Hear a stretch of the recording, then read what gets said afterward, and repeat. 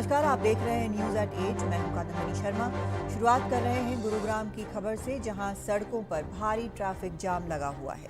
त्योहारों की शुरुआत हो चुकी है। आज धनतेरस है, इसलिए लोग खरीदारी करने निकले हुए हैं। ये तस्वीरें गुरुग्राम की हैं, जहां गाड़ियां रेंग रेंग कर सड़कों पर चलती नजर आ रही हैं।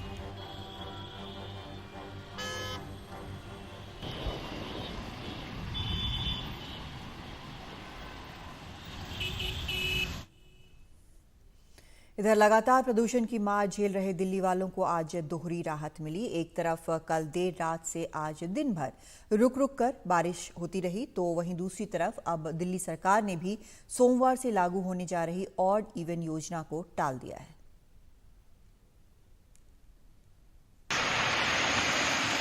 कई दिनों से दिल्ली एनसीआर में सांस लेना मुश्किल हो रहा था। हवा में जहर घुला हुआ था। कुदरत को रहम आया और गुरुवार देर रात से दिल्ली एनसीआर में रुक रुक कर बारिश भी होती रही और हवा भी चली, जिसके कारण मौसम साफ सुहाना हुआ और प्रदूषण के स्तर में बड़ी गिरावट आई। आम लोगों ने राहत की सांस ली। बरसात देखी रात की? देखी थी। मजा आया? मजा आ गया, पूरा मजा आया। वैसे बहुत रटा हुआ सवाल है कि कैसा लग रहा है, लेकिन आज तो पूछना ही चाहिए कि अब इस समय कैसा लग रहा है। बहुत अच्छा लग रहा है। शुद्ध हवा मिल रही है, शुद्ध हवा मिल रही है। कल और आज में क्या बदला है जी? बदला है जी, क्या कहता है, कल तो मौसम तो धुंधला धुंधला सा साफ है। धुआं धुआं ना साफ है। अब तो साफ और है। सांसें कैसे चल रही हैं? सही है, तो काफी मतलब अच्छा हो गया है। पहले बहुत धुंधला धुंधला सा था, आज थोड़ा सा अच्छा लग रहा है। सांस लेने में दिक्कत हो रही थी पहले बहुत दिक्कत सी हो रही थी, पिछले में फंस रहा था, काला काला सा निकल रहा था। मौसम साफ होते ही सरकार ने भी घोषणा कर दी कि 13 से 20 नवंबर तक लागू होने वाली ऑड इवन योजना फिलहाल लागू नहीं होगी। रात से मौसम में जो परिवर्तन हुआ है, बारिश के कारण, हवा की गति बढ़ने के कारण लगातार प्रदूषण के स्तर में सुधार देखा जा रहा है। अभी सरकार ने निर्णय लिया है कि 13 तारीख से 20 तारीख तक का ऑड इवन दिल्ली में लागू करने का जो फैसला था उसे पोस्टपोन किया जा रहा है।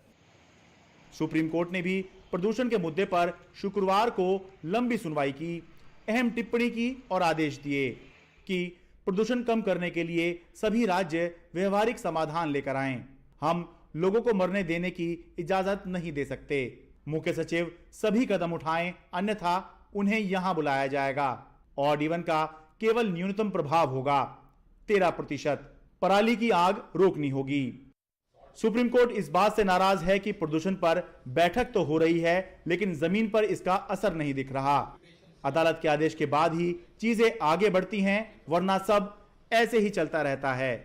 दो बातें हैं, एक तो दिल्ली में असली बरसात होने से मौसम साफ सुहाना हो गया है और प्रदूषण का स्तर काफी गिर गया है, और दूसरा कृत्रिम बारिश को लेकर फैसला सुप्रीम कोर्ट ने दिल्ली सरकार पर ही छोड़ दिया है। अब दिल्ली सरकार इस पर कैसे आगे बढ़ेगी, और अगर दिल्ली सरकार इस पर आगे बढ़ती है तो क्या केंद्र सरकार भी उतनी ही तत्परता दिखाएगी? ये सब चर्चा का विषय रहेंगे दिवाली के बाद। दिल्ली से आशीष भार्गव और कैमरा पर्सन संजय कौशिक के साथ मैं शरद शर्मा, एनडीटीवी इंडिया। तो दिवाली के बाद बहुत सारी चर्चाएं होंगी, लेकिन आज चर्चा धनतेरस की है, जहां पर आज दिन में गहने बर्तन खरीदना शुभ माना जाता है। इसी के चलते आज बाजारों में जगह जगह भारी भीड़ दिखाई दे रही है। कोलकाता के बाजार दुकानें किस तरह से रोशन हैं, बता रहे हैं हमारे संवाददाता सौरभ गुप्ता। धनतेरस के शुभ अवसर पर लोग ज्वेलरी की दुकान पे आए हैं, ज्वेलरी खरीद रहे हैं। हम कोलकाता के एक जाने माने ज्वेलरी शॉप में हैं, जहां पे आप देख सकते हैं बहुत ही ज़्यादा क्राउड है। लोग खरीद रहे हैं, ज्वेलरी देख रहे हैं। आज के दिन माना जाता है शुभ अवसर है, कोई भी सोना या चांदी या कोई भी और मेटल खरीदने के लिए। आपसे जानना चाहेंगे, आज धनतेरस के दिन आप प्लान करके आए हैं कि कुछ तो खरीदेंगे आज के शुभ अवसर पर? आज खरीदेंगे, हम सेट ले रहे हैं, बाटला ले रहे हैं। हमारे साथ जो यहाँ के इस दुकान के मालिक हैं, उनसे बात करेंगे।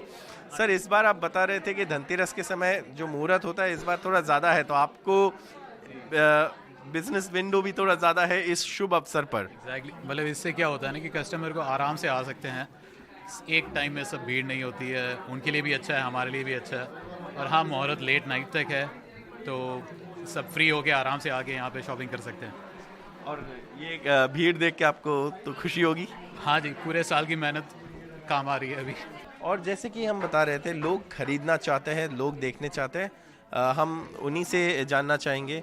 मैम, धनतेरस के दिन ज्वेलरी खरीदना शुभ माना जाता है और आप भी यहाँ आए हैं, बट जैसे आप कह रहे थे कोई अवसर तो नहीं चाहिए होता है। एग्जैक्टली एक्चुअली मैं देखती हूँ कि इंडिया में जितनी भी लेडीज़ है या जितनी भी फीमेल्स है, उनको ज्वेलरी इतना ज़्यादा पसंद है कि ज्वेलरी के रेट्स कितने भी हाई हो जाए, उनको कोई ओकेजन का ज़रूरत नहीं पड़ता है। कभी भी हो उनको वो ये पसंद। आप देख रहे हैं कि आज ज्वेलरी का रेट 60,000 से ऊपर गया है और हम लोग सोचते हैं कि अरे इतना एक्सपेंसिव, अब तो भीड़ नहीं होगी, अब तो लोग खरीदेंगे। लेकिन आप खुद ही देख रहे हैं कि कितनी भीड़ है और लोग कितना खरीद रहे हैं ज्वेलरी। और जैसे कि हम बता रहे थे, धनतेरस के दिन हर ज्वेलरी शॉप में आप देख सकते हैं, ज्वेलरी के दुकान में क्राउड्स है, लोग है, भीड़ है, लोग खरीद रहे हैं। और आज के इस शुभ अवसर पर धनतेरस के समय बहुत सारे लोग खरीदते हैं ज्वेलरी, और वही करने आज लोग यहाँ धनतेरस के शुभ मुहूर्त पर, शुभ अवसर पर यहाँ पहुँचे हैं। और एनडीटीवी के सारे दर्शकों को हमारे तरफ से happy Dhanteras. Camera person GD Shankar के साथ कोलकाता से सौरभ गुप्ता, एनडीटीवी इंडिया। तो ये आपने देखी कोलकाता के बाजारों की रौनक। अब आपको दिखाते हैं धनतेरस के मौके पर बेंगलुरु में लोग कैसे कर रहे हैं खरीदारी। प्रतिभा रमन की रिपोर्ट। आज तो एक बड़ी ऑस्पिशियस दिन है जो धनतेरस कहा जाता है, और मैं अभी बेंगलुरु के एक मशहूर शोरूम में खड़ी हूँ, ज्वेलरी शोरूम जिसका नाम है श्री कृष्णया चेट्टी, जो बेंगलुरु के सेंट्रल एरिया में है। और मैं अभी जानना चाहती हूँ हमारे एग्जीक्यूटिव डायरेक्टर चैतन्य जी, जो हमको बोलेंगे कि क्यों इतना सारा भीड़ पड़ा हुआ है धनतेरस के लिए, जो ज्वेलरी शोरूम में आके ज्वेलरी खरीदने के लिए आते हैं। So this is a very auspicious time obviously, and everyone loves to shop for jewelry, and jewelry always is a very auspicious emotional purchase, and especially at this time it's all about giving back to yourself, and that's why it's such a awesome time to actually buy. क्या आप भी यही मानते हैं कि एक jewellery जो है वो बहुत बड़ी गिफ्ट होती है? Yes, definitely, especially for all the ladies of India, and it's a wonderful culture of our country to celebrate Dhanteras and its pride, and we do it with a lot of excitement, and it's also bringing a lot of wealth, happiness, joy to the family. अब देखना पड़ेगा कि किस तरह की wealth या health बढ़ता है जो धनतेरस के दिन में ऑस्पिशियस माना जाता है। कैमरा पर्सन गोविंद के साथ प्रतिभा रामन, बेंगलुरु से एनडीटीवी इंडिया के लिए। कर्नाटक के पूर्व मुख्यमंत्री और बीजेपी के वरिष्ठ नेता बीएस येदियुरप्पा के बेटे बीवाई विजयेंद्र को बीजेपी का प्रदेश अध्यक्ष बनाया गया है। विजयेंद्र अभी शिकारीपुरा सीट से विधायक हैं और कर्नाटक बीजेपी के उपाध्यक्ष भी रह चुके हैं।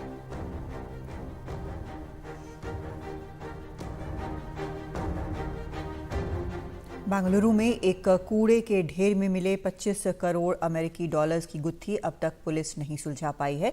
जांच में वैसे ये डॉलर्स नकली पाए गए। जिस शख्स ने ये रकम पुलिस तक पहुंचाने में मदद की, उसका आरोप है कि एक गैंग ने बंदूक की नोक पर उसे अगवा किया, क्योंकि इस गैंग को शक था कि इन लोगों के पास और डॉलर्स हैं। डर की वजह से अब तक पीड़ित ने मामला भी दर्ज नहीं करवाया है। पुलिस ने ये तो साफ कर दिया कि कूड़े के ढेर में मिले ये अमेरिकी डॉलर्स नकली हैं, लेकिन ये रकम बेंगलुरु कैसे पहुंची और किस गैंग ने पहुंचाई, ये पुलिस अब तक पता नहीं कर पाई है।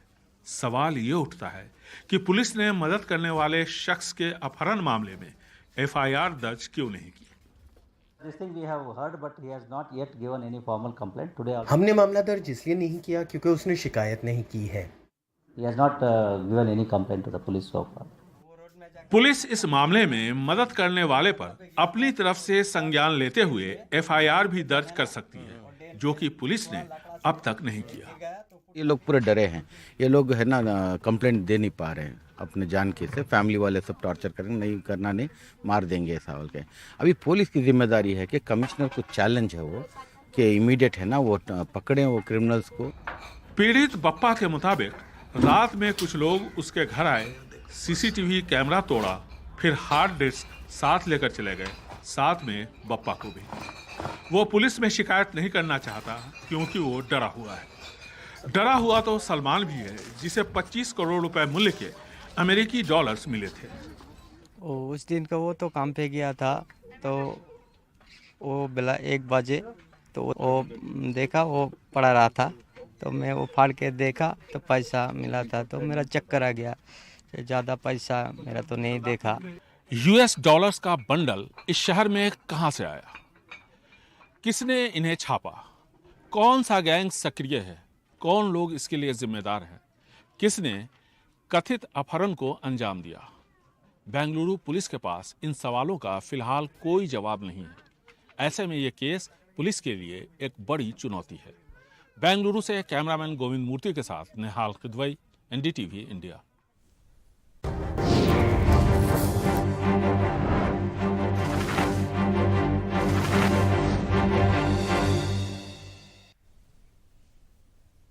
अयोध्या नगरी सज चुकी है। कल यानी छोटी दिवाली पर होने वाले दीपोत्सव की तैयारियां जोरों पर हैं।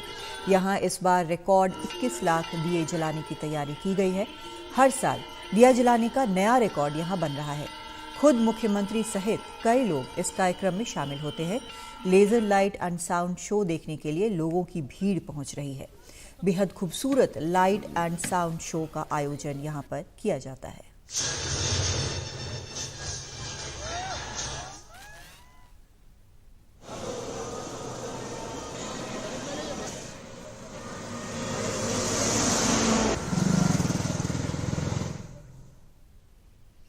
दिवाली के जश्न के साथ दर्शकों को सलमान खान की टाइगर 3 का इंतजार है।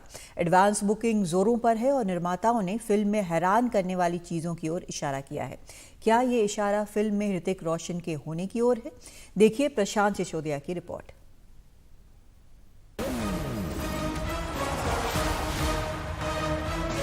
दिवाली की धूम में टाइगर 3 की रिलीज, फैंस और दर्शकों में उत्साह और फिल्म की जबरदस्त एडवांस बुकिंग एक और ब्लॉकबस्टर की ओर इशारा कर रही है।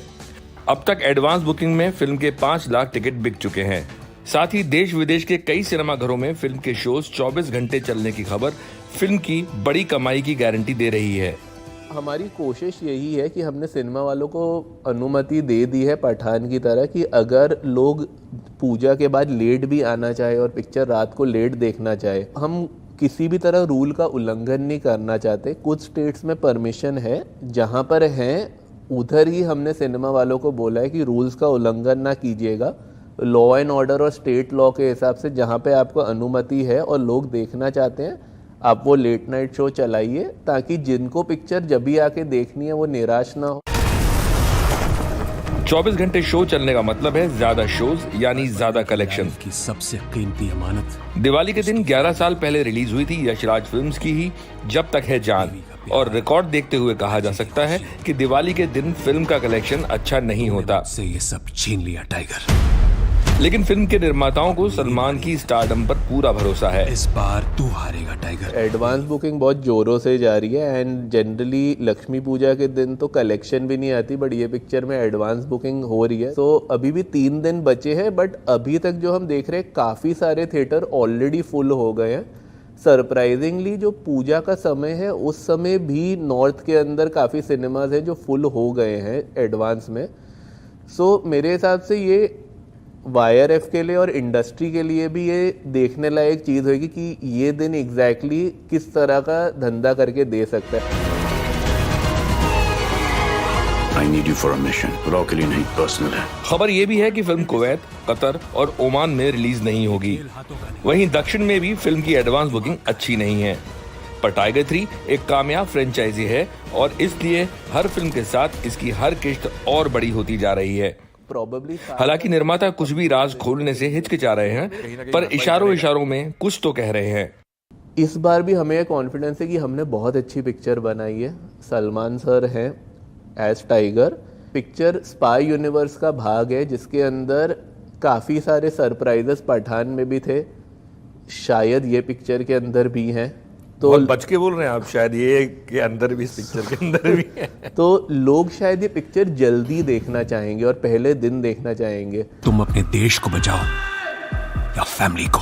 निर्माता भले ही कुछ ना बोले,